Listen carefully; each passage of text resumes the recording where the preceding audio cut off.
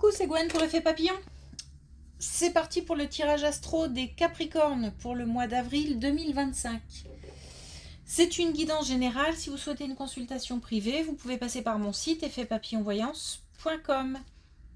On va commencer par tirer une carte de l'oracle de la quête spirituelle pour voir si on a un premier message pour les Capricornes pour le mois d'avril 2025.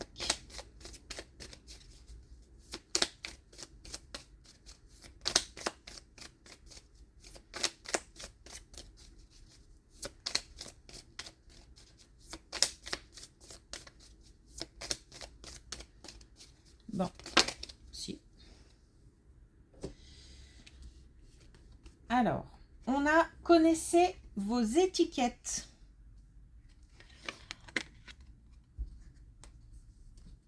Donc, on a le fait que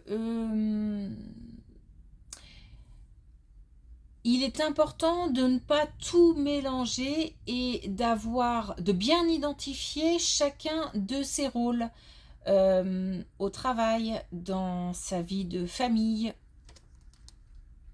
au niveau de ses connaissances, de ses amis. Il y a peut-être un petit, pas un mélange, mais peut-être que allez, je le dis comme ça, peut-être qu'on dépasse certaines limites dans certains domaines. C'est pas de la malveillance, c'est au contraire une volonté de bien faire et d'aider, mais on nous dit qu'il faut remettre les choses à leur place. Remettre un petit peu d'ordre. Et on nous dit tisser votre réalité. Donc là, c'est plutôt le fait d'agir pour mettre en place des rêves, des envies, des idées. On nous dit qu'on est maître de son destin et que on peut commencer à poser les pierres de quelque chose, d'un projet. On n'est pas forcément sur le domaine professionnel. On peut avoir quelque chose de personnel qui nous tient à cœur et on peut commencer à mettre des choses en place si on en a réellement envie.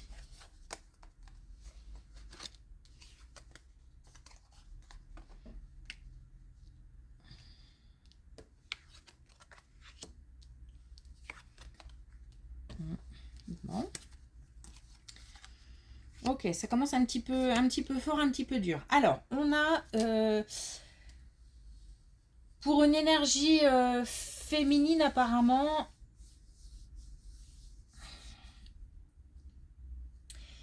des soucis. Alors, je ne sais pas s'il s'agit d'une énergie féminine Capricorne ou si ça touche un Capricorne. En tous les cas, on a quelqu'un qui traverse une épreuve. J'ai quelque chose qui tombe là, comme un... Alors ça peut être soit une réponse par rapport à des difficultés matérielles, financières, liées peut-être à de l'immobilier. On a quelque chose là, une réponse qui tombe.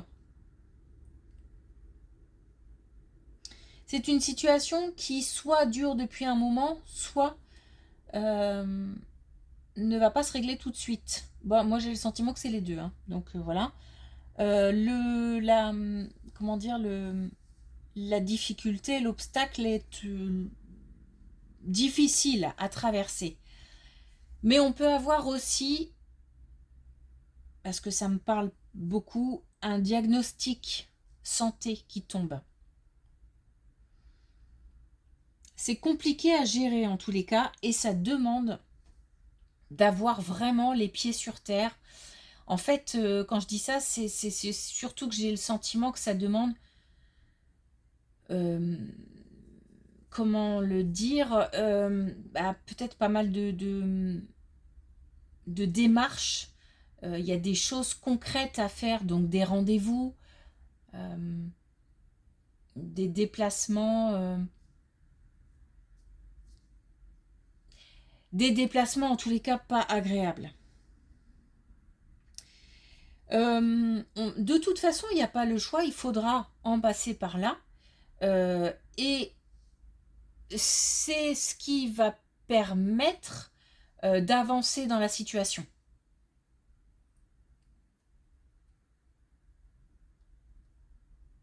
Donc je ne parle pas de l'issue de la situation parce que je ne l'ai pas, mais en tous les cas, le fait de se déplacer ou de faire des démarches, de continuer suite à une réponse, suite à un diagnostic, il faut continuer à mettre des choses en place. C'est ça qui fera que la situation avancera. Alors justement, on a de nouveau la santé et on a le fait de faire des démarches, le fait d'être vraiment d'avoir les pieds sur terre. Alors, on nous dit que peut-être pour un couple, ça continue à parler de la même situation. Hein. Il y a, on s'engage ou on est engagé déjà dans quelque chose d'assez laborieux, qui demande du courage, qui demande même une certaine énergie qu'on n'a peut-être pas toujours. En tous les cas, ça concerne une énergie féminine qui serait plutôt qui subit et une énergie masculine qui peut-être aide, soutient, prend les choses en main. Ça demande, au-delà des démarches, des rendez-vous, des déplacements, ça demande aussi d'y croire. On doit avoir confiance. Il y a comme un certain découragement, comme une perte de confiance, comme une démotivation. Il faut absolument continuer à y croire. Et pour la personne qui aide et pour la personne qui subit.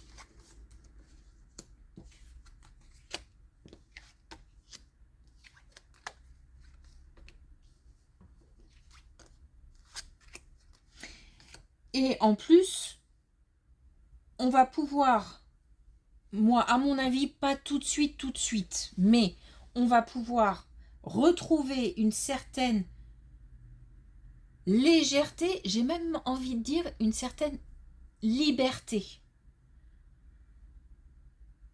Peut-être physiquement une liberté de mouvement, peut-être dans la tête le fait d'être libéré d'une certaine pression.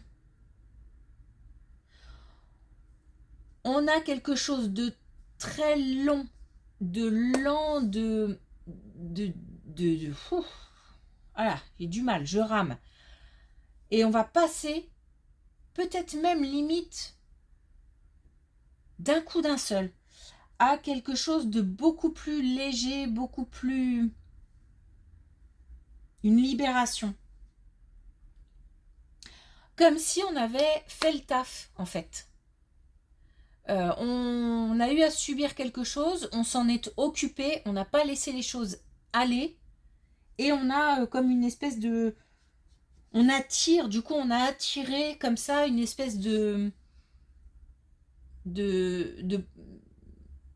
comment je peux dire, d'énergie beaucoup plus positive, beaucoup plus légère, et faire en sorte que du coup les choses s'arrangent. C'est surtout le fait de ne pas avoir laissé les choses aller.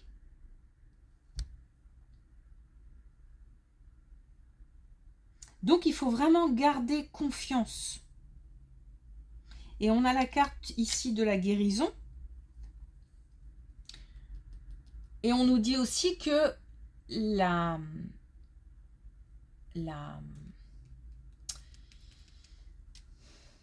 l'intuition, le fait d'avoir confiance, de garder une énergie positive, aide aussi à la guérison.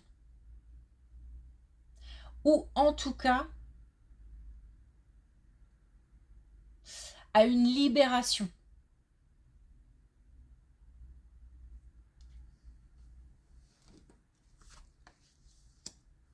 Si ce n'est pas une guérison.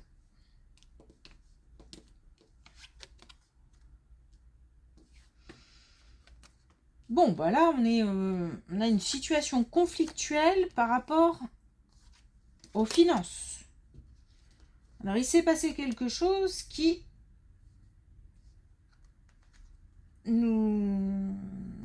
a créé beaucoup de colère. Une situation liée à l'argent qui a créé beaucoup de colère. Peut-être qu'on s'est investi dans quelque chose et qu'on n'a pas eu le retour. Peut-être que on a cru en quelque chose et que donc on a investi et que on s'est fait quelque part arnaquer. Ou... Bon, en tous les cas, il y a une situation au niveau finance qui met en colère. Alors, j'ai de l'énergie là. Hein. On se laisse pas aller. Hein. J'ai l'impression qu'on est... Alors, soit on est déjà dans la bataille, soit on va entrer vraiment dans la bataille. Quoi. On n'a pas l'intention de se laisser faire. Attention parce que... bon, il faut essayer de se battre pour essayer éventuellement d'obtenir gain de cause. Mais à un moment, il ne faut pas tomber non plus dans l'excès. Parce que là, on nous parle quand même d'ego et on nous dit que peut-être que c'est une situation à un moment ou à un autre qu'il faudra... Si c'est pas abandonné, c'est en tous les cas mettre un petit peu de côté, peut-être pour un certain temps, ou alors c'est aussi trouver des compromis. On a comme ça, comme un... J'ai comme une espèce de choix à faire ou le fait de lâcher ça et puis je garde ça et je lâche ça. Vous voyez, c'est un peu... ça peut même parler d'héritage. Hein. Je sais pas, il y a en tous les cas quelque chose qui est lié à l'argent et à un moment on nous dit que, attention, par rapport à cette situation-là, c'est bien d'essayer, c'est bien de... Mais peut-être que si c'est trop épuisant et si on n'en voit pas le bout, c'est peut-être pas la peine d'insister. Il faut peut-être trouver soit une autre solution, soit trouver un compromis, de lâcher un petit peu en tout cas.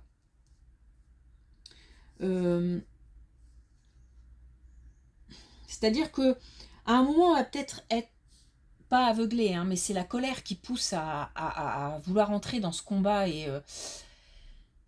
donc à un moment, quand la colère s'apaisera un petit peu, peut-être on verra la situation un petit peu différemment. Et là, si on a des envies de lâcher un peu prise, il faudra s'écouter à ce moment-là.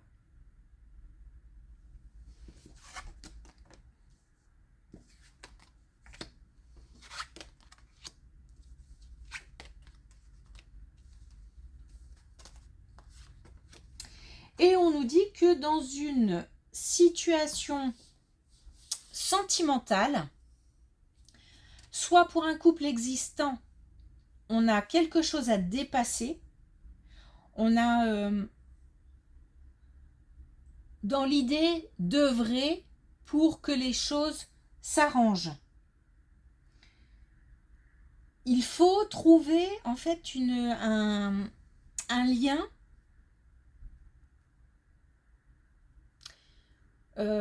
comment je peux dire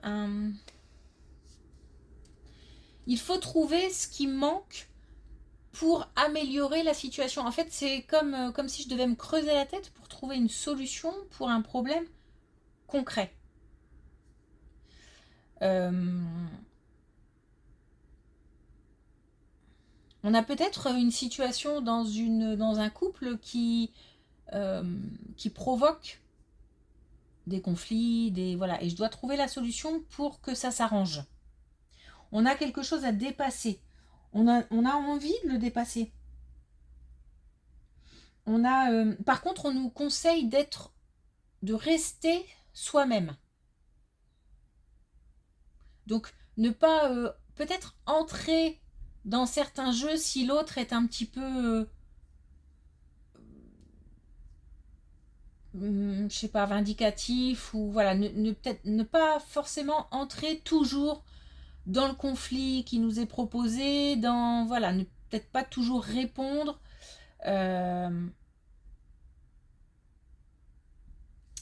C'est bien parfois de laisser le soufflet un peu retomber. Pas la peine de toujours alimenter quelque chose. Ou alors, donc ça serait pour une relation existante, ou alors une relation de célibat, ou pour trouver l'amour, parce que c'est ce qu'on veut au plus profond de son cœur, c'est pareil, on nous demande d'être soi-même. Peut-être qu'on a tendance à jouer une sorte de jeu, mais qui finalement peut être...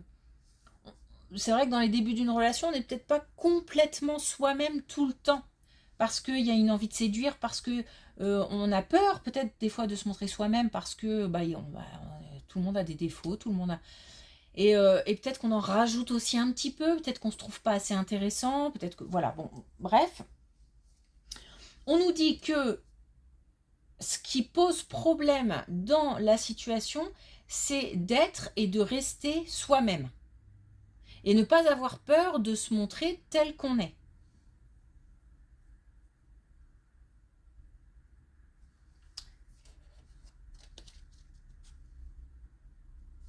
Ok. Alors, est-ce qu'on a un dernier message avec la connexion avec tes guides? Ah. Bon, alors, on a mirage. Et on a mettre un mot sur une dépendance. Donc peut-être là, justement, hein, dans cette relation de couple ou de célibat, on nous dit de ne pas faire croire ou de ne pas laisser croire certaines choses à certaines personnes, de ne pas non plus se laisser leurrer, et puis tout simplement, on a peut-être aussi tendance à s'accrocher, et là je parle de ça, là, cette situation financière, à des choses... Alors, ça peut être toxique, mais d'une manière un peu moins intense, ça peut être tout simplement à des choses qui ne sont pas toujours pour notre bien-être en fait. S'attacher par exemple trop longtemps, trop fort à une situation financière qui finalement nous cause fatigue, mal-être, colère, qui fait qu'on cultive comme ça des sentiments contrariants, c'est peut-être pas forcément la meilleure solution, par exemple.